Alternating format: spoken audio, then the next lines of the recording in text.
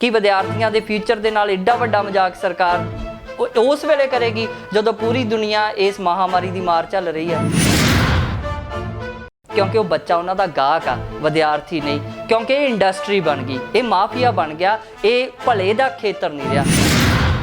तो जिहड़ा physical distance आ, ये सोशल डिस्टेंस की गल आ गलत तरीके नाल कीती जा रही है। फिजिकल डिस्टेंस आ, सोशली तो लोगों को इकट्ठे रहने की लोड़ आ, पर एजुकेशन जदों एक माफिया बन गई, जदों एजुकेशन माफिया हर तरीके की चालसाजी करके लोगों तो पैसे बटोरने चाहुंदा, ਇਹਦਾ मतलब कि ऑनलाइन एजुकेशन को तुसीं बिल्कुल रद्द कर रहे हो, नहीं होनी चाहिए ऑनलाइन एजुकेशन। विद्यार्थी जथेबंदियां वालों जे असीं इस गल का विरोध कर रहे हैं भी ऑनलाइन एग्जाम्स नहीं ले जा सकते, ये बहुत सॉलिड रीजन आ।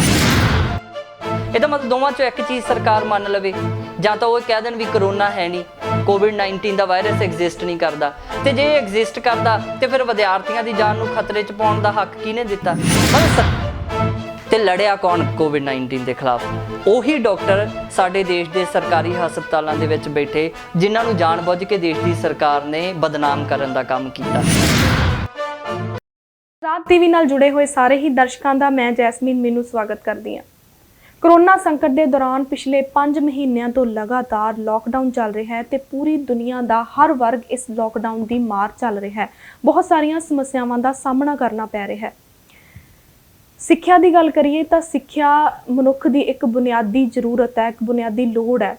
तो इस कोरोना संकट के दौरान, इस पूरे समय के दौरान सिक्ख्या ते भी बहुत माड़े असर देखने को मिल रहे हैं।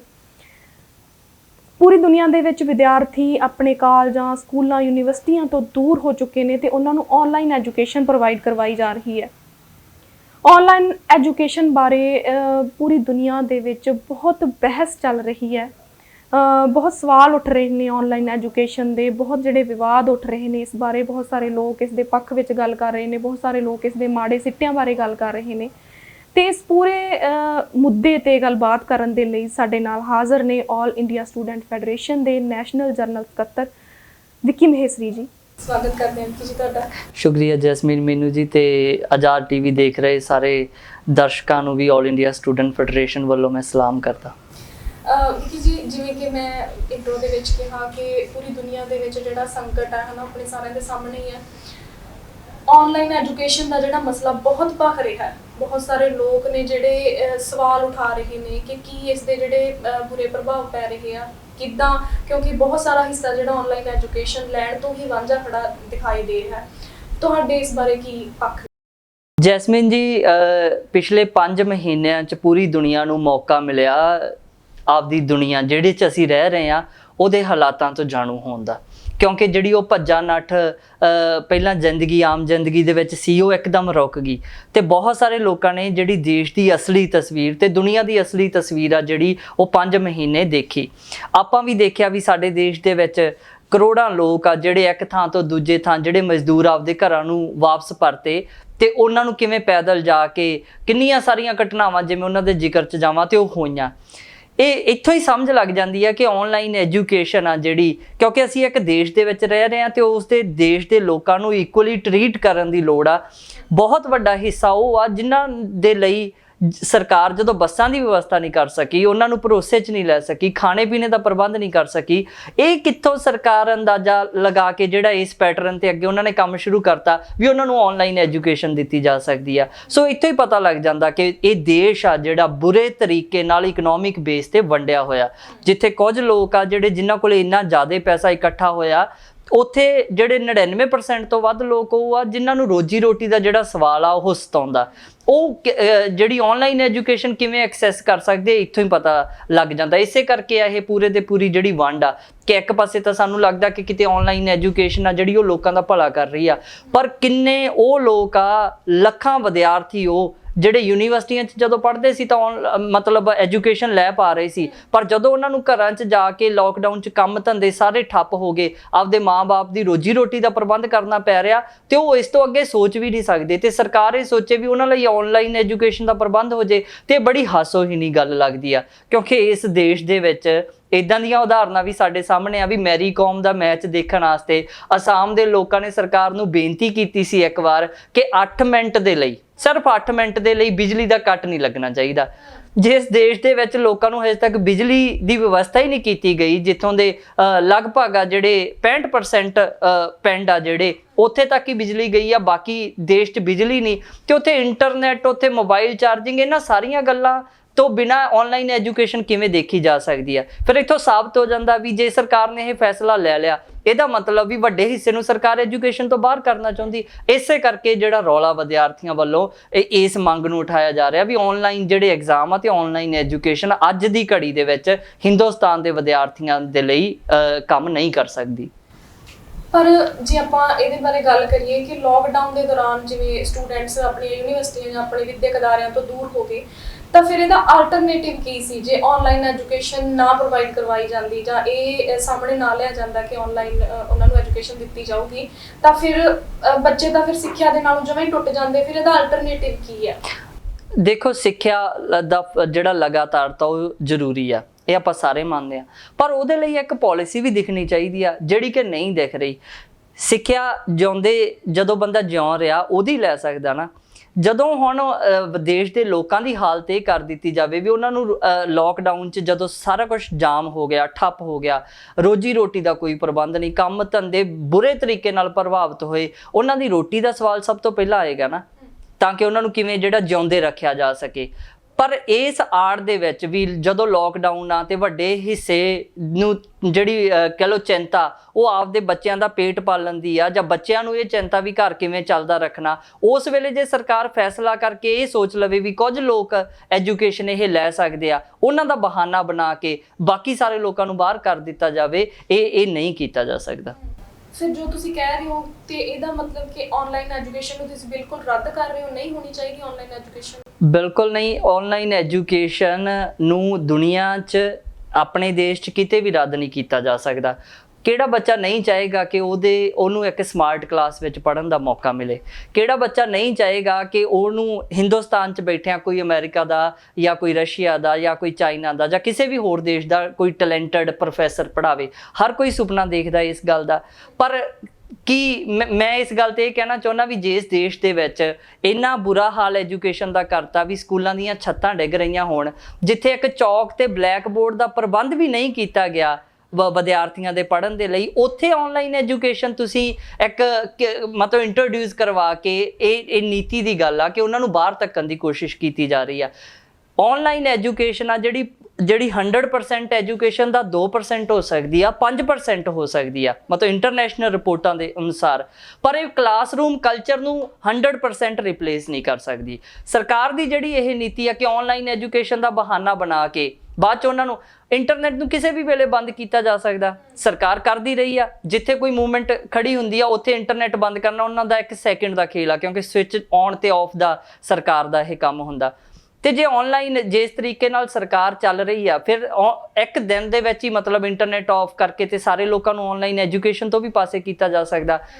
ਮਸਲਾ ਇਹ ਆ ਕਿ ਸਰਕਾਰ ਜਿਸ ਟਰੈਕ ਤੇ ਅੱਗੇ ਵਧ ਰਹੀ ਆ ਆਨਲਾਈਨ ਐਜੂਕੇਸ਼ਨ ਦਾ ਨਾਮ ਲੈ ਕੇ, ਉਸ ਨੀਅਤ ਦੇ ਪਿੱਛੇ ਐਜੂਕੇਸ਼ਨ ਨੂੰ ਠੱਪ ਕਰਨ ਦਾ ਮਾਮਲਾ, ਕਲਾਸਰੂਮ ਕਲਚਰ ਆ ਜਿਹੜਾ, ਜਿੱਥੇ ਇੱਕ ਵਿਦਿਆਰਥੀ ਨੂੰ ਜਿੱਥੇ ਵਿਦਿਆਰਥੀਆਂ ਨੂੰ ਅਧਿਆਪਕ ਲਗਾਤਾਰ ਉਹਨਾਂ ਦੀਆਂ ਗਲਤੀਆਂ ਨੂੰ ਚੈੱਕ ਕਰਦਾ, ਉਹਨਾਂ ਨੂੰ ਸ਼ੇਪ ਕਰਨ ਦਾ ਕੰਮ, ਉਹਨਾਂ ਨੂੰ ਟ੍ਰੇਨ ਕਰਨ ਦਾ ਕੰਮ ਆ, ਉਹ ਘਰੇ ਬੈਠ ਕੇ ਇੱਕ ਟੀਵੀ ਸੈੱਟ ਤੇ ਜਾਂ ਇੱਕ ਮੋਬਾਈਲ ਜਾਂ ਲੈਪਟਾਪ ਤੇ ਉਹ ਕਦੇ ਵੀ ਨਹੀਂ ਕੀਤਾ ਜਾ ਸਕਦਾ।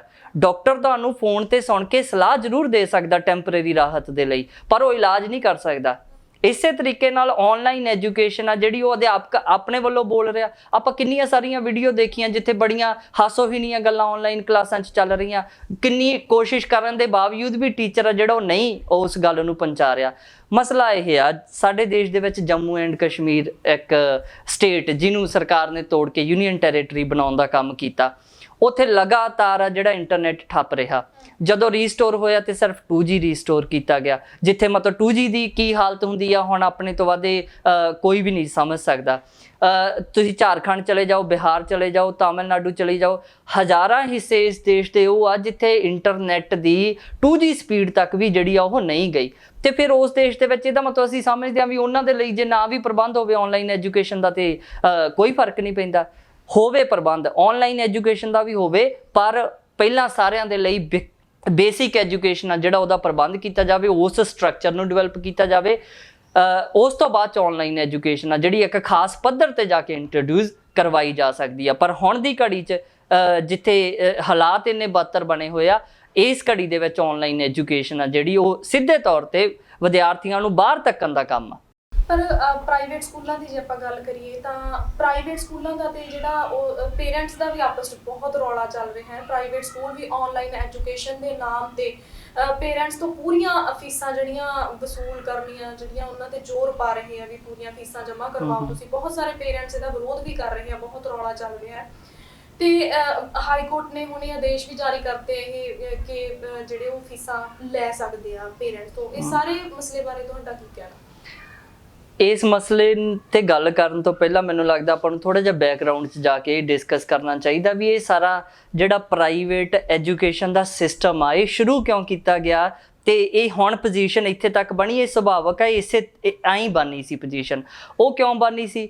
ਤੁਸੀਂ ਜਦੋਂ ਮਤਲਬ ਅੱਜ ਤੋਂ 20 ਸਾਲ ਪਿੱਛੇ ਆਪਾਂ ਐਜੂਕੇਸ਼ਨ ਤੇ ਝਾਤੀ ਮਾਰਦੇ ਹਾਂ, ਲਗਭਗ ਵਿਦਿਆਰਥੀ ਆ ਜਿਹੜੇ ਉਹ ਸਰਕਾਰੀ ਸਕੂਲਾਂ 'ਚ ਪੜ੍ਹਦੇ ਸੀ, ਅੱਛੇ ਪ੍ਰਬੰਧ 'ਚ ਪੜ੍ਹਦੇ ਸੀ। ਅਧਿਆਪਕਾਂ ਦੀ ਜਿਹੜੀ ਮਤਲਬ ਜਿਹੜੇ ਪੂਰੇ ਅਧਿਆਪਕ ਸਕੂਲਾਂ 'ਚ ਵਿਦਿਆਰਥੀਆਂ ਨੂੰ ਲਗਭਗ ਮਿਲਦੇ ਸੀ। ਉਹਨਾਂ 'ਚੋਂ ਹੀ ਅਫਸਰ ਬਣਦੇ ਸੀ। ਉਹਨਾਂ ਅਧਿਆਪਕਾਂ ਦੇ ਪੜ੍ਹਾਏ ਹੋਏ ਬੱਚੇ ਹੀ ਆ ਜਿਹੜੇ ਪੂਰੇ ਦੇਸ਼ ਨੂੰ ਚਲਾਉਂਦੇ ਸੀ, ਸਾਰਾ ਸਿਸਟਮ ਚੱਲਦਾ ਸੀ। ਪਰ ਸਰਕਾਰੀ ਤੌਰ ਤੇ ਜਿਹੜੀਆਂ ਵੀ ਸਰਕਾਰਾਂ ਮੌਕੇ ਤੇ ਜਿਹੜੀਆਂ ਬਣਦੀਆਂ ਰਹੀਆਂ, ਜਿਹੜੇ MP MLA ਜਿੱਤ ਕੇ ਵਿਧਾਨ ਸਭਾ ਤੇ ਪਾਰਲੀਮੈਂਟ 'ਚ ਜਾਂਦੇ ਰਹੇ, ਉਹਨਾਂ ਨੇ ਇਸ ਪਾਲਿਸੀ ਨੂੰ ਕਿ ਪੈਸਾ ਕਿੱਥੋਂ ਕਮਾਇਆ ਜਾਵੇ, ਇਸ ਗੱਲ ਨੂੰ ਸਮਝਣ ਦੀ ਵੱਡੇ ਤੌਰ ਤੇ ਲੋੜ ਆ।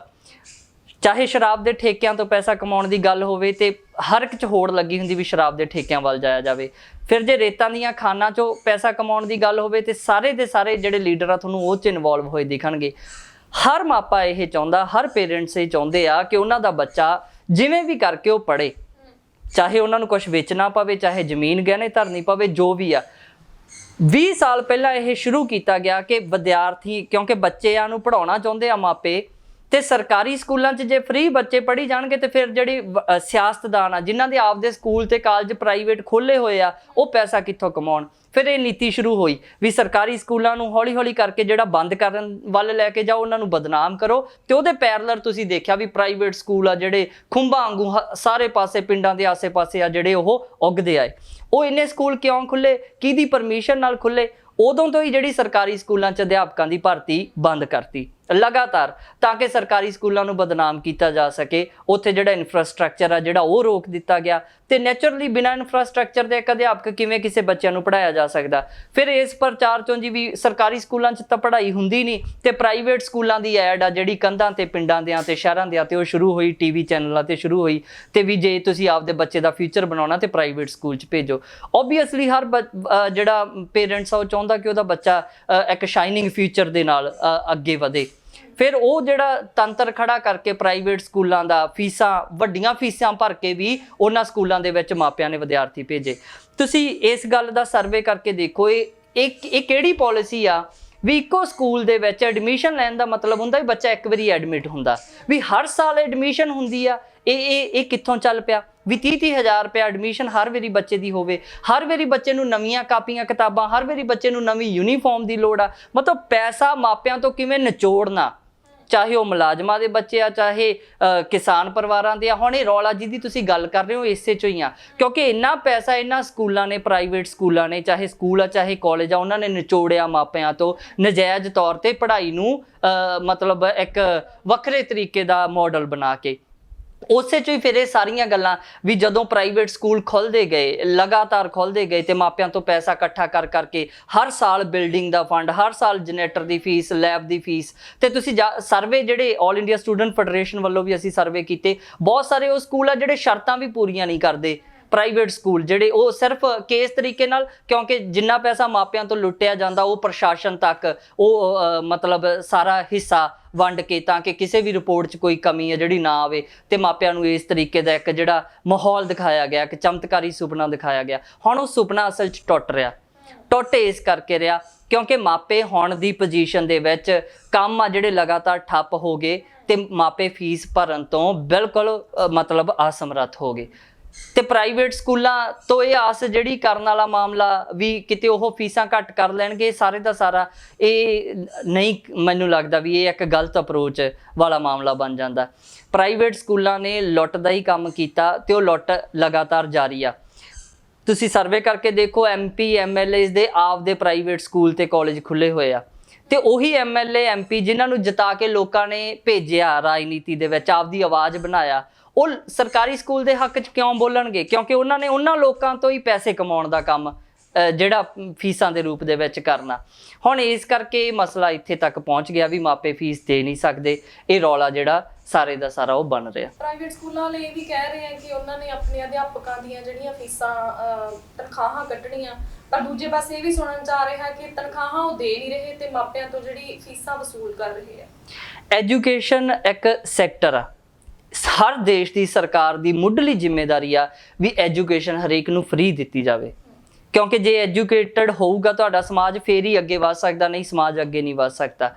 ਪਰ ਐਜੂਕੇਸ਼ਨ ਜਦੋਂ ਇੱਕ ਮਾਫੀਆ ਬਣ ਗਈ, ਜਦੋਂ ਐਜੂਕੇਸ਼ਨ ਮਾਫੀਆ ਹਰ ਤਰੀਕੇ ਦੀ ਚਾਲਸਾਜ਼ੀ ਕਰਕੇ ਲੋਕਾਂ ਤੋਂ ਪੈਸੇ ਬਟੋਰਨੇ ਚਾਹੁੰਦਾ, ਜਿਵੇਂ ਬਾਕੀ ਮਾਫੀਏ ਬਣੇ ਹੋਏ ਆ, ਇਹ ਇੱਕ ਅੰਡਰਵਰਲਡ ਵਾਂਗੂ ਇੱਕ ਮਾਫੀਆ ਬਣ ਗਿਆ ਐਜੂਕੇਸ਼ਨ, ਜਿਹਨੂੰ ਕੁਝ ਲੋਕ ਜਿਹੜੇ ਚਲਾ ਰਹੇ ਆ ਜਦੋਂ ਉਹ ਫਿਰ ਹੁਣ ਜਦੋਂ ਲੋਕਡਾਊਨ ਆ, ਸਾਰੇ ਜਿਹੜੇ ਸਕੂਲ ਆ ਖੋਲ੍ਹੇ ਨਹੀਂ ਜਾ ਸਕਦੇ, ਤੇ ਫਿਰ ਉਹਨਾਂ ਨੇ ਇਹ ਵਿਚਾਰ ਕੇ ਵੀ ਲੋਕਾਂ ਤੋਂ ਫੀਸ ਕਿਸ ਬਹਾਨੇ ਇਕੱਠੀ ਕੀਤੀ ਜਾਵੇ। ਫਿਰ ਉਹਨਾਂ ਨੇ ਉਸੇ ਮਾਫੀਏ ਨੇ ਫੈਸਲਾ ਲੈ ਕੇ ਵੀ ਜੇ ਫੀਸ ਲੈਣੀ ਆ ਮਾਪਿਆਂ ਤੋਂ ਤੇ ਚਲੋ ਜੀ ਆਨਲਾਈਨ ਐਜੂਕੇਸ਼ਨ ਕਹਿ ਕੇ ਲੈ ਲੈਂਦੇ ਆ, ਅਸੀਂ ਤਾਂ ਜੀ ਤੁਹਾਡੇ ਬੱਚੇ ਨੂੰ ਪੜ੍ਹਾਇਆ, ਚਾਹੇ ਘਰ ਦੇ ਸਾਰੇ ਦਾ ਸਾਰਾ ਟੱਬਰ ਆਨਲਾਈਨ ਉਸ ਕਲਾਸ ਦੇ ਚੱਕਰ 'ਚ ਫਾਹੇ ਟੰਗਿਆ ਰਿਹਾ ਹੋਵੇ, ਫਿਰ ਉਹ ਨੈਟਵਰਕ ਤੇ ਦੂਜੇ ਇਸ਼ੂ ਆਪਾਂ ਸਾਰੇ ਦੇਖੇ, ਫਿਰ ਪੇਰੈਂਟਸ ਦੀ ਕੁਆਲੀਫਿਕੇਸ਼ਨ ਤੇ ਉਹ ਕਿੰਨਾ ਕੁ ਕਰ ਸਕਦੇ ਉਹ ਵੀ ਆਪਾਂ ਸਾਰੇ ਲੋਕਾਂ ਨੇ ਦੇਖਿਆ।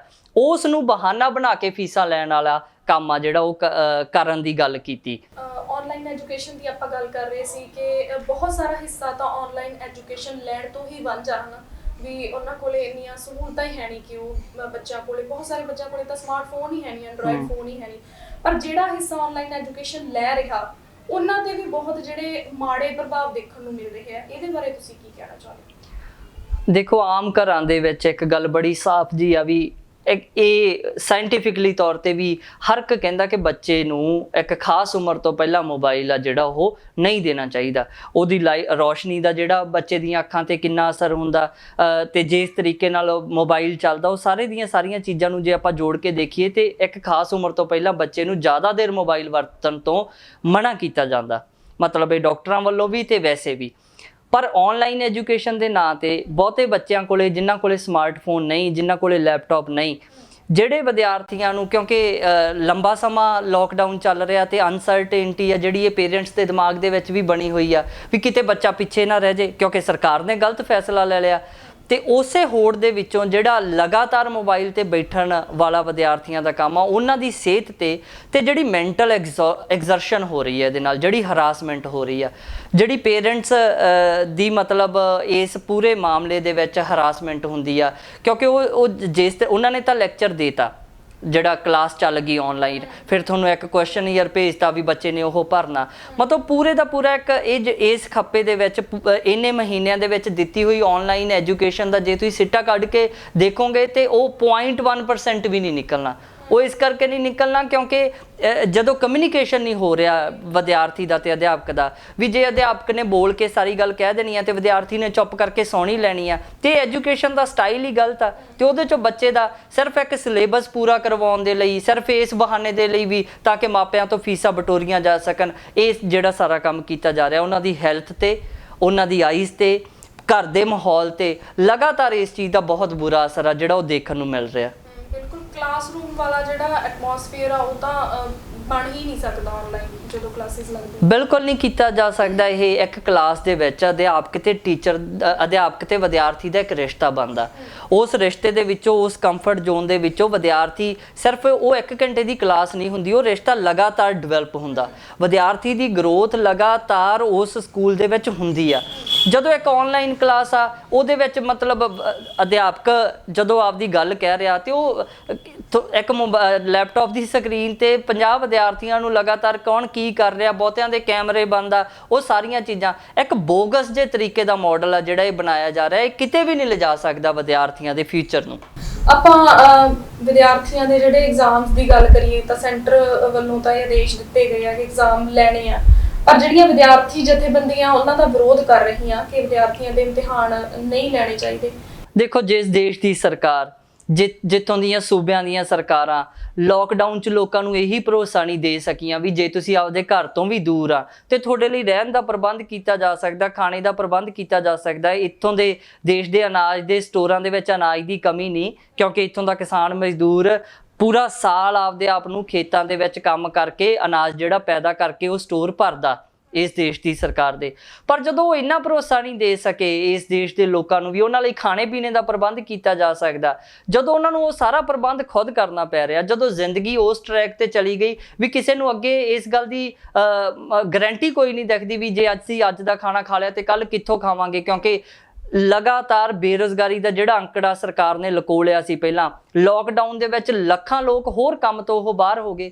ਵਿਦਿਆਰਥੀ ਜਥੇਬੰਦੀਆਂ ਵੱਲੋਂ ਜੇ ਅਸੀਂ ਇਸ ਗੱਲ ਦਾ ਵਿਰੋਧ ਕਰ ਰਹੇ ਹਾਂ ਵੀ ਆਨਲਾਈਨ ਐਗਜ਼ਾਮਸ ਨਹੀਂ ਲਏ ਜਾ ਸਕਦੇ, ਇਹਦੇ ਬਹੁਤ ਸੋਲਿਡ ਰੀਜ਼ਨ ਆ। ਉਹ ਰੀਜ਼ਨ ਦੇਸ਼ ਦੀ ਸਰਕਾਰ ਨੂੰ ਵੀ ਚੰਗੀ ਤਰ੍ਹਾਂ ਪਤਾ। ਆਪਾਂ ਪਹਿਲਾਂ ਗੱਲ ਕੀਤੀ, ਬਹੁਤੀਆਂ ਸਟੇਟਾਂ ਉਹ ਆ ਜਿੱਥੇ ਨੈਟਵਰਕ ਨਹੀਂ, ਬਹੁਤੇ ਲੋਕ ਉਹ ਆ ਜਿਹੜੇ ਲੋਕਾਂ ਲਈ ਰੋਜੀ ਰੋਟੀ ਪਹਿਲਾ ਸਵਾਲ ਬਣਿਆ ਹੋਇਆ, ਉਹ ਆਨਲਾਈਨ ਐਗਜ਼ਾਮ ਦੇਣ ਵਾਲੀ ਕੰਡੀਸ਼ਨ 'ਚ ਨਹੀਂ ਜਾ ਸਕਦੇ। ਦਿੱਲੀ ਯੂਨੀਵਰਸਿਟੀ 'ਚ ਸਰਵੇ ਹੋਇਆ, ਉਸ ਸਰਵੇ ਦੇ ਵਿੱਚ 85% ਵਿਦਿਆਰਥੀਆਂ ਨੇ ਇਹ ਕਿਹਾ ਵੀ ਆਨਲਾਈਨ ਐਗਜ਼ਾਮ ਆ ਜਿਹੜੇ ਉਹ ਨਹੀਂ ਲੈ ਸਕਦੀ। ਜਿਹੜਾ ਐਜੂਕੇਸ਼ਨ ਬੋਰਡ ਤੇ UGC ਇਹ ਜਿਹੜਾ ਆਈਡੀਆ ਇਹਦੇ ਤੋਂ ਸਰਕਾਰ ਨੂੰ ਪਿੱਛੇ ਹਟਣਾ ਚਾਹੀਦਾ। ਲਗਾਤਾਰ ਵਿਦਿਆਰਥੀਆਂ ਨੇ ਟਵਿੱਟਰ ਤੇ ਸੋਸ਼ਲ ਮੀਡੀਆ ਹੈਂਡਲਸ ਤੇ ਕੈਂਪੇਨ ਕਰਕੇ ਲਗਾਤਾਰ ਵਿਦਿਆਰਥੀਆਂ ਨੇ ਇਹ ਕਿਹਾ ਵੀ ਇਹ ਜਿਹੜਾ ਆਨਲਾਈਨ ਐਜੂਕੇਸ਼ਨ ਆਨਲਾਈਨ ਐਗਜ਼ਾਮਸ ਵਾਲਾ ਕੰਮ ਆ, ਕਿਉਂਕਿ ਜੇ ਇੱਕ ਜ਼ੂਮ ਤੇ ਜਿੱਦਾਂ ਮੀਟਿੰਗਾਂ ਹੋ ਰਹੀਆਂ, ਆਨਲਾਈਨ ਜਿਹੜੀਆਂ ਬਾਕੀ ਮੀਟਿੰਗਾਂ ਹੋ ਰਹੀਆਂ, 50-50 ਵਾਰ ਉਹਦੇ 'ਚ ਇਹ ਹੁੰਦਾ ਵੀ ਕਿਸੇ ਨੂੰ ਆਵਾਜ਼ ਇੱਧਰੋਂ ਸੁਣਦੀ ਉੱਧਰੋਂ ਨਹੀਂ ਸੁਣਦੀ, ਨੈਟਵਰਕ ਦਾ ਇਸ਼ੂ। ਜਿੱਥੇ ਬਿਜਲੀ ਨਹੀਂ ਪਹੁੰਚੀ ਲੋਕਾਂ ਤੱਕ ਉੱਥੇ ਆਨਲਾਈਨ ਐਜੂਕੇਸ਼ਨ 'ਚ ਇਹਦਾ ਮਤਲਬ ਫਿਰ ਸਰਕਾਰ, ਜਦੋਂ ਅਸੀਂ ਇਹ ਮੰਗ ਕਰ ਰਹੇ ਹਾਂ ਵੀ ਸਾਰਿਆਂ ਨੂੰ ਪ੍ਰਮੋਟ ਕੀਤਾ ਜਾਣਾ ਚਾਹੀਦਾ, ਇਹ ਤਾਂ ਮੰਨਦੇ ਆ ਨਾ ਆਪਾਂ ਵੀ ਜਿਹੜੀ ਪੈਂਡੇਮਿਕ ਚੱਲ ਰਹੀ, ਮਹਾਮਾਰੀ ਚੱਲ ਰਹੀ ਹੈ ਤੇ ਇਹਦੇ 'ਚ ਲੋਕਾਂ ਦਾ ਨੁਕਸਾਨ ਨਾ ਹੋ ਜੇ, ਤੇ ਫਿਰ ਵਿਦਿਆਰਥੀਆਂ ਨੂੰ ਪਿਛਲੇ ਨੰਬਰਾਂ ਦੇ ਆਧਾਰ ਤੇ ਇੱਕ ਕ੍ਰਾਈਟੇਰੀਆ ਮਿੱਥ ਕੇ ਕਿਉਂ ਨਹੀਂ ਪ੍ਰਮੋਟ ਕੀਤਾ ਜਾ ਸਕਦਾ ਅਗਲੇ ਸਾਲ 'ਚ। ਇੱਕ ਪਾਸੇ ਤਾਂ ਸਰਕਾਰ ਇਹ ਬਹਾਨਾ ਜਿਹੜਾ ਬਣਾ ਰਹੀ ਆ ਪੂਰੇ ਦਾ ਪੂਰਾ ਲੋਕਾਂ ਨੂੰ ਦੱਸ ਕੇ ਜੀ ਬਹੁਤ ਜ਼ਿਆਦਾ ਕਰੋਨਾ ਫੈਲ ਰਿਹਾ, ਨਿਤ ਨਵੇਂ ਅੰਕੜੇ ਜਿਹੜੇ ਸਿਖਰਾਂ ਛੂਹ ਰਹੇ ਆ ਤੇ ਦੁਨੀਆ ਦੇ ਵਿੱਚ ਇੰਡੀਆ ਜਿਹੜਾ ਟੌਪ ਕਰਨ ਵਾਲੀ ਪੋਜੀਸ਼ਨ ਦੇ ਵਿੱਚ ਚਲਿਆ ਜਾਵੇ। ਦੂਜੇ ਪਾਸੇ ਆ ਵਿਦਿਆਰਥੀਆਂ ਦੇ ਲਈ ਇਹ ਗਾਈਡਲਾਈਨ UGC ਜਾਰੀ ਕਰਦੇ ਵੀ ਉਹਨਾਂ ਦੇ ਵਿਦਿਆਰਥੀਆਂ ਦੇ ਐਗਜ਼ਾਮ ਹੋਣਗੇ ਉਹ ਵੀ ਆਨਲਾਈਨ ਨਹੀਂ ਆਫਲਾਈਨ ਐਗਜ਼ਾਮ ਹੋਣਗੇ। ਇਹਦਾ ਮਤਲਬ ਦੋਵਾਂ 'ਚੋਂ ਇੱਕ ਚੀਜ਼ ਸਰਕਾਰ ਮੰਨ ਲਵੇ, ਜਾਂ ਤਾਂ ਉਹ ਕਹਿ ਦੇਣ ਵੀ ਕਰੋਨਾ ਹੈ ਨਹੀਂ, COVID-19 ਦਾ ਵਾਇਰਸ ਐਗਜ਼ਿਸਟ ਨਹੀਂ ਕਰਦਾ, ਤੇ ਜੇ ਐਗਜ਼ਿਸਟ ਕਰਦਾ ਤੇ ਫਿਰ ਵਿਦਿਆਰਥੀਆਂ ਦੀ ਜਾਨ ਨੂੰ ਖਤਰੇ 'ਚ ਪਾਉਣ ਦਾ ਹੱਕ ਕਿਹਨੇ ਦਿੱਤਾ? ਮਤਲਬ ਸਰਕਾਰ ਦੀ ਜਿਹੜੀ ਇਹ ਡਬਲ ਨੀਤੀ ਉਹ ਐਕਸਪੋਜ਼ ਹੋ ਰਹੀ ਆ, ਤੇ ਵਿਦਿਆਰਥੀਆਂ ਨੂੰ ਕਿਉਂ ਨਹੀਂ ਪ੍ਰਮੋਟ ਕੀਤਾ ਜਾ ਸਕਦਾ ਇਸ ਸਾਲ ਦੇ ਲਈ?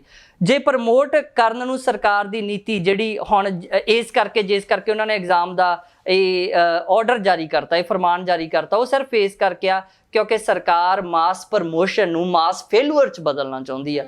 ਕਿਉਂਕਿ ਜਿਹੜੇ ਨਹੀਂ ਐਗਜ਼ਾਮ ਦੇ ਪਾਉਣਗੇ ਉਹਨਾਂ ਦੀ ਸੁਣਵਾਈ ਇਹ ਨਹੀਂ ਹੋਏਗੀ ਕਿ ਵੀ ਮਤਲਬ ਉਹ ਨੈਟਵਰਕ ਦੇ ਇਸ਼ੂ ਕਰਕੇ ਕੋਈ ਐਗਜ਼ਾਮ ਨਹੀਂ ਦੇ ਸਕਿਆ, ਉਹ ਉਹ ਜੀ ਫੇਲ ਹੋ ਗਏ, ਉਹ ਐਗਜ਼ਾਮ ਦਿੱਤੇ ਨਹੀਂ ਉਹਨਾਂ ਨੇ। ਇਸ ਪੋਜੀਸ਼ਨ 'ਚ ਜਾਣਬੁੱਝ ਕੇ ਵਿਦਿਆਰਥੀਆਂ ਨੂੰ ਧੱਕਿਆ ਜਾ ਰਿਹਾ ਕਿ ਵਿਦਿਆਰਥੀਆਂ ਦੇ ਫਿਊਚਰ ਦੇ ਨਾਲ ਏਡਾ ਵੱਡਾ ਮਜ਼ਾਕ ਸਰਕਾਰ ਉਸ ਵੇਲੇ ਕਰੇਗੀ ਜਦੋਂ ਪੂਰੀ ਦੁਨੀਆ ਇਸ ਮਹਾਮਾਰੀ ਦੀ ਮਾਰ ਝੱਲ ਰਹੀ ਹੈ। ਇਸ ਕਰਕੇ ਸਰਕਾਰ ਤਾਂ ਕਿ ਵਿਦਿਆਰਥੀ ਇਸ ਦੇਸ਼ ਦਾ ਭਵਿੱਖ ਆ, ਵਿਦਿਆਰਥੀਆਂ ਦੇ ਹੱਕ 'ਚ ਸੋਚ ਸਕੇ, ਵਿਦਿਆਰਥੀ ਜਥੇਬੰਦੀਆਂ ਲਗਾਤਾਰ ਕੈਂਪੇਨ ਕਰਕੇ ਸਰਕਾਰ ਨੂੰ ਇਸ ਫੈਸਲੇ ਤੋਂ ਪਿੱਛੇ ਧੱਕਣ ਦਾ ਜਿਹੜਾ ਉਹ ਕੰਮ ਕਰ ਰਹੀਆਂ। ਪਰ ਐਜੂਕੇਸ਼ਨ ਸਿਸਟਮ ਦੇ ਵਿੱਚ ਇਹ ਜੋ ਪੂਰਾ ਮਾਹੌਲ ਬਣ ਚੁੱਕਿਆ, ਜੋ ਰੌਲਾ ਪੈ ਰਿਹਾ ਹੈ, ਤਾਂ ਇਹਦਾ ਹੱਲ ਕੀ ਸੋਚਦੇ ਹੋ ਫਿਰ ਤੁਸੀਂ? ਜੈਸਮੀਨ ਜੀ, ਹਰ ਸਮੱਸਿਆ ਦੇ ਵਿੱਚ ਉਹਦਾ ਹੱਲ ਵੀ ਪਿਆ ਹੁੰਦਾ। ਸਮੱਸਿਆ ਹੱਲ ਲਏ ਬਿਨਾਂ ਪੈਦਾ ਹੀ ਨਹੀਂ ਹੁੰਦੀ, ਕਿਉਂਕਿ ਕੋਈ ਵੀ ਸਿਚੁਏਸ਼ਨ ਆਦੇ ਉਹਦਾ ਹੱਲ ਕੀਤਾ ਜਾ ਸਕਦਾ ਹੁੰਦਾ। ਜਿਵੇਂ ਮੈਂ ਪਹਿਲਾਂ ਗੱਲ ਕੀਤੀ ਸੀ ਵੀ ਜਿਹੜਾ ਸਰਕਾਰੀ ਸਕੂਲਾਂ ਦਾ ਸਿਸਟਮ ਆ ਜਿਹਨੂੰ ਜਾਣਬੁੱਝ ਕੇ ਬਰਬਾਦ ਕਰ ਦਿੱਤਾ ਗਿਆ ਤਾਂ ਕਿ ਵਿਦਿਆਰਥੀ ਆ ਜਿਹੜੇ ਉਹ ਫ੍ਰੀ ਨਾ ਪੜ੍ਹ ਜਾਣ, ਤਾਂ ਕਿ ਜਿਹੜੇ ਉੱਥੇ ਅਧਿਆਪਕ ਆਪਣੇ ਘਰਾਂ ਦੇ ਜਿਹੜੇ ਭੈਣ ਭਰਾ ਜਾਂ ਧੀਆਂ ਪੁੱਤ ਉਹ ਸਾਰੇ ਲੱਗੇ ਹੋਏ ਆ, ਉਹਨਾਂ ਨੂੰ ਨੌਕਰੀਆਂ ਤੋਂ ਜਵਾਬ ਦੇਣ ਦੇ ਲਈ ਲਗਾਤਾਰ ਪ੍ਰਾਈਵੇਟ ਐਜੂਕੇਸ਼ਨ ਆ ਜਿਹੜੀ ਉਹ ਚਲਾਈ ਗਈ। ਹੁਣ ਸਾਰੇ ਲੋਕਾਂ ਨੇ ਦੇਖਿਆ, ਜਦੋਂ ਆਪਾਂ ਹੈਲਥ ਦੀ ਵੀ ਗੱਲ ਕਰਦੇ, ਕਿਉਂਕਿ COVID-19 ਦਾ ਮਸਲੇ ਨੇ ਹੈਲਥ ਨੂੰ ਪ੍ਰਭਾਵਿਤ ਕੀਤਾ ਦੁਨੀਆ ਭਰ ਦੇ ਵਿੱਚ ਲੋਕਾਂ 'ਚ ਸਾਬਿਤ ਹੋ ਗਿਆ ਵੀ ਜਿਹੜੇ ਪ੍ਰਾਈਵੇਟ ਸਕੂਲਾਂ ਜਾਂ ਪ੍ਰਾਈਵੇਟ ਹਸਪਤਾਲਾਂ ਦਾ ਮਾਡਲ ਲੋਕਾਂ ਨੂੰ ਦਿਖਾਇਆ ਗਿਆ, ਜਿਹੜੇ ਮਤਲਬ ਹਸਪਤਾਲ ਦਾ ਗੇਟ ਐਂਟਰ ਕਰਦੇ ਇਹ ਕਹਿ ਦਿੰਦੇ ਸੀ ਵੀ ਜੀ ਤੁਹਾਡੇ ਕੋਲੇ 5 ਮਿੰਟ ਆ, 5 ਮਿੰਟ ਦੇ ਵਿੱਚ ਸੋਚ ਲਓ, ਨਹੀਂ ਤਾਂ ਜੀ ਮਰੀਜ਼ ਆ ਤੁਹਾਡਾ ਬਚਾਇਆ ਨਹੀਂ ਜਾ ਸਕਦਾ। ਉਹ ਸਾਰੇ ਹਸਪਤਾਲ ਜਿੱਦੇ ਕਰੋਨਾ ਨੂੰ ਮਹਾਮਾਰੀ ਘੋਸ਼ਿਤ ਕੀਤਾ ਗਿਆ ਉਹ ਜਿੰਦਰੇ ਲਾ ਕੇ ਕੁਆਰੰਟਾਈਨ ਹੋ ਗਏ, ਸਾਰੇ ਡਾਕਟਰ ਕੁਆਰੰਟਾਈਨ ਹੋ ਗਏ। ਪ੍ਰਾਈਵੇਟ ਲਾਇਸੈਂਸ ਪ੍ਰੈਕਟਿਸ ਕਰਨ ਵਾਲੇ ਲੱਖਾਂ ਜਿਹੜੇ ਇਸ ਦੇਸ਼ ਦੇ ਵਿੱਚ ਡਾਕਟਰ ਆ, ਤੇ ਲੜਿਆ ਕੌਣ ਕੋਵਿਡ-19 ਦੇ ਖਿਲਾਫ? ਉਹੀ ਡਾਕਟਰ ਸਾਡੇ ਦੇਸ਼ ਦੇ ਸਰਕਾਰੀ ਹਸਪਤਾਲਾਂ ਦੇ ਵਿੱਚ ਬੈਠੇ ਜਿਨ੍ਹਾਂ ਨੂੰ ਜਾਣਬੁੱਝ ਕੇ ਦੇਸ਼ ਦੀ ਸਰਕਾਰ ਨੇ ਬਦਨਾਮ ਕਰਨ ਦਾ ਕੰਮ ਕੀਤਾ। ਜਦੋਂ ਇੱਕ ਹਸਪਤਾਲ ਦੇ ਵਿੱਚ ਸਰਕਾਰੀ ਦੇ ਵਿੱਚ ਇੱਕ ਬਿਮਾਰੀ ਚੈੱਕ ਕਰਨ ਦੇ ਲਈ ਪੂਰੇ ਜ਼ਿਲ੍ਹੇ ਦੇ ਲਈ ਇੱਕ ਡਾਕਟਰ ਬੈਠਾ ਤੇ ਮਰੀਜ਼ 1000 ਬੈਠਾ, ਤੁਸੀਂ ਅੰਦਾਜ਼ਾ ਕਰੋ ਜਿਵੇਂ ਕਲਾਸਰੂਮ ਦੇ ਵਿੱਚ ਵਿਦਿਆਰਥੀ ਬਹੁਤ ਜ਼ਿਆਦਾ ਹੋਣ ਤੇ ਅਧਿਆਪਕ ਇੱਕੋ ਹੀ ਹੋਵੇ, ਉਹੀ ਹਾਲਤ ਆ ਉਹਨਾਂ ਡਾਕਟਰਾਂ ਦੀ ਹੁੰਦੀ। ਲੜੇ ਫਿਰ ਵੀ ਇਸ ਦੇਸ਼ ਦੇ ਸਰਕਾਰੀ ਹਸਪਤਾਲਾਂ ਦੇ ਡਾਕਟਰ, ਸਰਕਾਰੀ ਹਸਪਤਾਲਾਂ ਦੀਆਂ ਨਰਸਾਂ, ਸਰਕਾਰੀ ਜਿਹੜੇ ਮੁਲਾਜ਼ਮ ਆ ਕਰਮਚਾਰੀ ਜਿਨ੍ਹਾਂ ਨੂੰ ਕੋਈ ਮੈਡੀਕਲ ਕਿੱਟ ਨਹੀਂ ਦਿੱਤੀ ਦੇਸ਼ ਦੀ ਸਰਕਾਰ ਨੇ, ਸਟੇਟ ਦੀ ਸਰਕਾਰ ਨੇ, ਕੋਈ ਉਹਨਾਂ ਨੂੰ ਸੇਫਟੀ ਸ਼ੂਜ਼ ਨਹੀਂ ਦਿੱਤੇ, ਕੋਈ ਮਾਸਕ ਨਹੀਂ ਦਿੱਤੇ, ਫਿਰ ਵੀ ਉਹ ਇਸ ਮਹਾਮਾਰੀ 'ਚ ਲੜੇ। ਪਰ ਪ੍ਰਾਈਵੇਟ ਨਹੀਂ, ਉਹਨਾਂ ਦਾ ਕੰਮ ਸਿਰਫ ਲੁੱਟ ਕਰਨ ਵਾਲਾ ਸੀ। ਉਸੇ ਤਰੀਕੇ ਨਾਲ ਇਸ ਮਹਾਮਾਰੀ ਦੇ ਦੌਰ ਦੇ ਵਿੱਚ ਸਾਨੂੰ ਇਹ ਵੀ ਸਮਝਣਾ ਚਾਹੀਦਾ ਪ੍ਰਾਈਵੇਟ ਸਕੂਲਾਂ ਨੇ ਵੀ ਲੁੱਟ ਕਰਨ ਵਾਲਾ ਕੰਮ ਰੋਕਿਆ ਨਹੀਂ। ਇਹਦਾ ਮੁਕਾਬਲਾ ਇੱਕੋ ਚੀਜ਼ ਕਰ ਸਕਦੀ, ਜਿਵੇਂ ਪ੍ਰਾਈਵੇਟ ਹਸਪਤਾਲ ਆ ਲੋਕਾਂ ਦਾ ਭਲਾ ਨਹੀਂ ਕਰ ਸਕਦੇ, ਉਹ ਸਿਰਫ ਦੁਕਾਨ ਆ। ਤੁਸੀਂ ਨੋਟ ਕੀਤਾ ਹੋਏਗਾ, ਪੇਰੈਂਟਸ ਵੀ ਜਿਹੜੇ ਚੈਨਲ ਦੇਖ ਰਹੇ ਉਹ ਨੋਟ ਕਰਨ ਵੀ ਜਦੋਂ ਬੱਚਾ ਘਰੇ ਆ ਕੇ ਸ਼ਿਕਾਇਤ ਕਰਦਾ ਵੀ ਮੈਨੂੰ ਟੀਚਰ ਨੇ ਇਹ ਗੱਲ ਕਹੀ, ਤੇ ਉਸ ਸਕੂਲ ਦਾ ਪ੍ਰਿੰਸੀਪਲ ਜਾਂ ਮੈਨੇਜਮੈਂਟ ਮਾਪਿਆਂ ਦੇ ਸਾਹਮਣੇ ਖੜਾ ਕੇ ਬੱਚੇ ਦੇ ਹੱਕ 'ਚ ਅਧਿਆਪਕ ਨੂੰ ਜਿੰਨਾ ਬੁਰੇ ਤਰੀਕੇ ਨਾਲ ਡਾਂਟਣ ਦੀ ਲੋੜ ਪਵੇ ਉਹ ਡਾਂਟ ਦਿੰਦੇ। ਕਿਉਂ? ਕਿਉਂਕਿ ਉਹ ਬੱਚਾ ਉਹਨਾਂ ਦਾ ਗਾਹਕ ਆ, ਵਿਦਿਆਰਥੀ ਨਹੀਂ। ਕਿਉਂਕਿ ਇਹ ਇੰਡਸਟਰੀ ਬਣ ਗਈ, ਇਹ ਮਾਫੀਆ ਬਣ ਗਿਆ, ਇਹ ਭਲੇ ਦਾ ਖੇਤਰ ਨਹੀਂ ਰਿਹਾ। ਭਲੇ ਦਾ ਖੇਤਰ ਸਿਰਫ ਸਰਕਾਰੀ ਖੇਤਰ ਹੀ ਲੋਕਾਂ ਦੇ ਲਈ ਹੋ ਸਕਦਾ ਜੀ। ਪਰ ਸਰਕਾਰੀ ਕਿਵੇਂ ਹੋਵੇ? ਹੁਣ ਜਿਹੜਾ ਮਾਮਲਾ ਕਿ ਵਿਦਿਆਰਥੀਆਂ ਨੂੰ ਜੇ ਮੰਨ ਲਓ 2 ਸਾਲ ਕਿਸੇ ਮਹਾਮਾਰੀ ਦੇ ਲਈ ਲੋਕਾਂ ਨੂੰ ਲੜਨਾ ਪੈ ਜੇ ਤੇ ਕੀ ਸਭ ਕੁਝ ਠੱਪ ਰੱਖਿਆ ਜਾਵੇ? ਇੰਨਾ ਲੰਬਾ ਲੋਕਡਾਊਨ ਚੱਲਣਾ ਤਾਂ ਇਸ ਦੇਸ਼ ਦੀ ਸਰਕਾਰ ਦੀਆਂ ਪਾਲਿਸੀਆਂ ਦਾ ਚਿਹਰਾ ਨੰਗਾ ਕਰਦਾ ਵੀ ਇਹ ਦੇਸ਼ ਦੀ ਸਰਕਾਰ, ਸਟੇਟਾਂ ਦੀ ਸਰਕਾਰ ਕਿੰਨੀ ਬੁਰੇ ਤਰੀਕੇ ਨਾਲ ਫੇਲ ਆ। ਕੀ ਲੋਕਾਂ ਨੂੰ ਬੰਦ ਕਰਕੇ ਹੀ ਰੱਖਿਆ ਜਾਏਗਾ? ਲੋਕਾਂ ਨੂੰ ਟ੍ਰੇਨ ਕਰਨ ਦਾ ਕੰਮ ਕਦੋਂ ਹੋਊਗਾ? ਹੁਣ ਜਿਹੜੇ ਮਾਡਲ ਦੀ ਗੱਲ ਅਸੀਂ ਆਲ ਇੰਡੀਆ ਸਟੂਡੈਂਟ ਫੈਡਰੇਸ਼ਨ ਵੱਲੋਂ ਕਰ ਰਹੇ ਹਾਂ, ਜੈਸਮੀਨ ਜੀ, ਇਹੋ ਜਿਹਾ ਪੰਜਾਬ ਦਾ ਕਿਹੜਾ ਚੌਂਕ ਆ ਜਿੱਥੇ ਅਧਿਆਪਕਾਂ ਨੇ 3-3000 ਰੁਪਏ ਦੀ ਨੌਕਰੀ ਪਿੱਛੇ ਆ ਜਿਹੜੀ ਕੁੱਟ ਨਾ ਖਾਧੀ ਹੋਵੇ? ਕਿੰਨੀਆਂ ਲੜਕੀਆਂ ਨੇ, ਮਤਲਬ ਆਪਾਂ ਉਸ ਲੜਕੀ ਨੂੰ ਵੀ ਨਹੀਂ ਭੁੱਲੇ ਜਿਹਨੇ ਟੈਂਕੀ ਤੇ ਚੜ੍ਹ ਕੇ ਆਪਦੇ ਆਪ ਨੂੰ ਅੱਗ ਲਾ ਕੇ ਖਤਮ ਕਰਨ ਵਾਲਾ ਕੰਮ ਕੀਤਾ। ਕਾਹਦੇ ਲਈ? ਨੌਕਰੀ ਦੇ ਲਈ। ਮਸਲਾ ਇਹ ਆਉਂਦਾ ਕਿ ਸਰਕਾਰੀ ਸਕੂਲਾਂ ਨੂੰ ਅਪਗ੍ਰੇਡ ਕਰਕੇ ਉੱਥੇ ਪੂਰੀਆਂ ਸੁਵਿਧਾਵਾਂ ਦੇ ਕੇ ਅਧਿਆਪਕਾਂ ਦੀ ਭਰਤੀ ਕੀਤੀ ਜਾਵੇ। ਜੇ ਸਰਕਾਰ ਦੇ ਅੰਕੜੇ ਕਹਿੰਦੇ ਆ ਵੀ ਇੱਕ ਅਧਿਆਪਕ ਨੂੰ 66 ਵਿਦਿਆਰਥੀ ਮਿਲ ਰਹੇ ਆ, ਤੇ ਉਹ ਕਿਵੇਂ ਪੜ੍ਹਾਊਗਾ ਉਹਨਾਂ ਵਿਦਿਆਰਥੀਆਂ ਨੂੰ ਸਰਕਾਰੀ ਸਕੂਲਾਂ 'ਚ? ਹੋਣਾ ਕੀ ਚਾਹੀਦਾ ਕਿ ਵਿਦਿਆਰਥੀਆਂ ਦੀ ਗਿਣਤੀ ਘਟਾ ਕੇ, ਜਿਵੇਂ ਇਸ ਧਰਤੀ ਤੇ ਇੱਕ ਛੋਟਾ ਜਿਹਾ ਦੇਸ਼ ਆ ਕਿਊਬਾ ਦੇ ਐਜੂਕੇਸ਼ਨ ਮਾਡਲ ਨੂੰ ਲੋਕਾਂ ਨੂੰ ਸਟੱਡੀ ਕਰਨ ਦੀ ਲੋੜ ਆ। ਉੱਥੋਂ ਦੇ ਮਾਡਲ ਵਿੱਚ ਕੀ ਆ, ਉਹ ਪਹਿਲਾਂ ਉੱਥੇ 20 ਵਿਦਿਆਰਥੀਆਂ ਨੂੰ ਇੱਕ ਅਧਿਆਪਕ ਪੜ੍ਹਾ ਰਿਹਾ ਸੀ। ਫਿਰ ਉਹਨਾਂ ਨੂੰ ਲੱਗਿਆ ਵੀ ਨਹੀਂ, ਇੱਕ ਅਧਿਆਪਕ ਦੇ ਲਈ 20 ਵਿਦਿਆਰਥੀ ਜ਼ਿਆਦੇ ਆ, ਉਹਨਾਂ ਨੂੰ ਵਿਦਿਆਰਥੀਆਂ ਨੂੰ ਹੋਰ ਚੰਗੇ ਤਰੀਕੇ ਨਾਲ ਪੜ੍ਹਾਉਣ ਦੇ ਲਈ ਵਿਦਿਆਰਥੀਆਂ ਦੀ ਗਿਣਤੀ ਘੱਟ ਕਰੀਏ। ਕਿਉਂਕਿ ਉਹਨਾਂ ਨੇ ਬੀਐਡ ETT ਕੋਰਸ ਕਰਵਾ ਕੇ ਅਧਿਆਪਕ ਜਿਹੜੇ ਭਰਤੀ ਕੀਤੇ, ਸਰਕਾਰੀ ਤੌਰ ਤੇ ਭਰਤੀ ਕੀਤੇ, ਸਾਡੇ ਦੇਸ਼ 'ਚ ਉਹੀ ਡਾਂਗਾਂ ਖਾਈ ਜਾਂਦੇ ਆ ਉਹਨਾਂ ਨੂੰ, ਕਿਉਂਕਿ ਸਰਕਾਰੀ ਨੌਕਰੀ ਤੇ ਰੱਖਿਆ ਨਹੀਂ ਜਾਂਦਾ ਤੇ ਪ੍ਰਾਈਵੇਟ 'ਚ ਫਿਰ ਉਹਨਾਂ ਦੀ ਲੁੱਟ ਕਰਨ ਵਾਲਾ ਕੰਮ ਲਗਾਤਾਰ ਹੁੰਦਾ। ਮਤਲਬ ਬੀਐਡ ETT ਕਰਕੇ, ਟੈਟ ਪਾਸ ਕਰਕੇ ਵੀ ਜੇ ਉਹਨਾਂ ਨੂੰ 3000 ਰੁਪਏ ਦੀ ਨੌਕਰੀ ਕਰਨੀ ਪਵੇ ਤੇ ਇਦੋਂ ਮਾੜਾ ਕੀ ਹੋ ਸਕਦਾ? ਮਤਲਬ ਉਹਨਾਂ ਨੂੰ ਸਰਕਾਰੀ ਨੌਕਰੀਆਂ ਦੇ ਕੇ ਸਰਕਾਰੀ ਸਕੂਲਾਂ 'ਚ ਰੱਖਿਆ ਜਾਵੇ। ਤੇ ਜਿਹੜਾ ਫਿਜ਼ੀਕਲ ਡਿਸਟੈਂਸ ਆ, ਇਹ ਸੋਸ਼ਲ ਡਿਸਟੈਂਸ ਦੀ ਗੱਲ ਆ, ਗਲਤ ਤਰੀਕੇ ਨਾਲ ਕੀਤੀ ਜਾ ਰਹੀ ਹੈ। ਫਿਜ਼ੀਕਲ ਡਿਸਟੈਂਸ ਆ, ਸੋਸ਼ਲੀ ਤਾਂ ਲੋਕਾਂ ਨੂੰ ਇਕੱਠੇ ਰਹਿਣ ਦੀ ਲੋੜ ਆ, ਕਿਉਂਕਿ ਜੇ ਮਹਾਮਾਰੀ 'ਚ ਲੋਕ ਸੋਸ਼ਲੀ ਇਕੱਠੇ ਨਹੀਂ ਰਹਿਣਗੇ ਤੇ ਫਿਰ ਸੁਸਾਇਟੀ ਹੋਣ ਦਾ ਮਤਲਬ ਹੀ ਕੀ? Physically distance. ਜੇ ਇੱਕ ਕਲਾਸ ਦੇ ਵਿੱਚ ਸਰਕਾਰ 20 ਵਿਦਿਆਰਥੀਆਂ ਪਿੱਛੇ ਇੱਕ ਅਧਿਆਪਕ ਦੇ ਦੇਵੇ ਤੇ 20 ਵਿਦਿਆਰਥੀਆਂ ਨੂੰ ਤੁਸੀਂ 1-1 ਮੀਟਰ ਕਹਿੰਦੇ, ਮੈਂ ਕਹਿੰਦਾ 2-2 ਮੀਟਰ ਤੇ ਵੀ ਬਿਠਾ ਲਓ ਤੇ ਫਿਰ ਵੀ ਕਿਸੇ ਇਨਫੈਕਸ਼ਨ ਤੋਂ ਬਚਾਇਆ ਜਾ ਸਕਦਾ। ਹਰ ਸਮੱਸਿਆ ਦਾ ਹੱਲ ਕੀਤਾ ਜਾ ਸਕਦਾ। ਇੱਕ ਵਿਜ਼ਨ ਦੀ ਲੋੜ ਆ, ਅਲਟਰਨੇਟਿਵ ਦੀ ਲੋੜ ਆ। ਪਰ ਉਹ ਅਲਟਰਨੇਟਿਵ ਦੇ ਵਿੱਚ ਅਧਿਆਪਕ ਭਰਤੀ ਕਿਵੇਂ ਹੋਣ? ਅਧਿਆਪਕਾਂ ਨੂੰ ਤਾਂ ਲਗਾਤਾਰ ਜਿਹੜਾ ਬਾਹਰ ਕੱਢ ਦਿੱਤਾ ਗਿਆ ਉਸ ਸੈਕਟਰ ਦੇ ਵਿੱਚੋਂ ਤੇ ਪ੍ਰਾਈਵੇਟ ਵਿੱਚ ਲੁੱਟ ਕਰਵਾਉਣ ਦੇ ਲਈ ਧੱਕ ਦਿੱਤਾ ਗਿਆ। ਉਹੀ ਅਧਿਆਪਕ ਜਿਨ੍ਹਾਂ ਤੋਂ ਆਨਲਾਈਨ ਕਲਾਸਾਂ ਵੀ ਲਵਾਈਆਂ ਜਾ ਰਹੀਆਂ, ਪਰ ਉਹਨਾਂ ਨੂੰ ਜਿਹੜਾ ਤਨਖਾਹ ਦੇਣ ਵਾਲਾ ਕੰਮ ਨਹੀਂ ਕੀਤਾ ਜਾ ਰਿਹਾ, ਮਾਪਿਆਂ ਤੋਂ ਫੀਸਾਂ ਲਈਆਂ ਜਾ ਰਹੀਆਂ। ਮਤਲਬ ਪੂਰੇ ਦਾ ਪੂਰਾ ਪ੍ਰਾਈਵੇਟ ਸਿਸਟਮ ਆ ਜਿਹੜਾ ਲੁੱਟ ਤੇ ਖੜਾ। ਉਹ ਉਹਨਾਂ ਹੀ ਘਰਾਂ ਦੇ ਵਿੱਚੋਂ ਵਿਦਿਆਰਥੀਆਂ ਤੋਂ ਫੀਸਾਂ ਕਮਾ ਰਹੇ, ਉਹਨਾਂ ਘਰਾਂ ਦੇ ਧੀਆਂ ਪੁੱਤ ਜਿਹੜੇ ਉਹਨਾਂ ਸਕੂਲਾਂ 'ਚ ਪੜ੍ਹਾ ਰਹੇ ਉਹਨਾਂ ਨੂੰ ਤਨਖਾਹਾਂ ਵੀ ਨਹੀਂ ਦਿੱਤੀਆਂ ਜਾ ਰਹੀਆਂ। ਮਤਲਬ ਇਸ ਨੀਤੀ, ਇਹ ਦੇਸ਼ ਦੇ ਪ੍ਰਧਾਨ ਨੂੰ, ਸਾਡੇ ਸੂਬੇ ਦੇ ਮੁੱਖ ਮੰਤਰੀ ਨੂੰ, ਜਿੱਤੇ ਹੋਏ MP MLAs ਨੂੰ ਇਹ ਕੁਝ ਵੀ ਨਹੀਂ ਦਿਖਦਾ। ਕਿਉਂਕਿ ਹਰੇਕ ਕਾਲਜ ਸਕੂਲ 'ਚ ਉਹਨਾਂ ਦੇ ਹਿੱਸੇ ਆ, ਜਿਵੇਂ ਮੈਂ ਪਹਿਲਾਂ ਮੈਂਸ਼ਨ ਕੀਤਾ, ਉਹ ਲੁੱਟ ਦੀ ਖੁੱਲ੍ਹ ਇਸ ਕਰਕੇ ਦਿੱਤੀ ਜਾ ਰਹੀ ਆ। ਸਰਕਾਰੀ ਸਕੂਲਾਂ ਨੂੰ ਅਪਗ੍ਰੇਡ ਕਰਦਿਆਂ ਅਧਿਆਪਕਾਂ ਦੀ ਭਰਤੀ ਕੀਤੀ ਜਾਵੇ।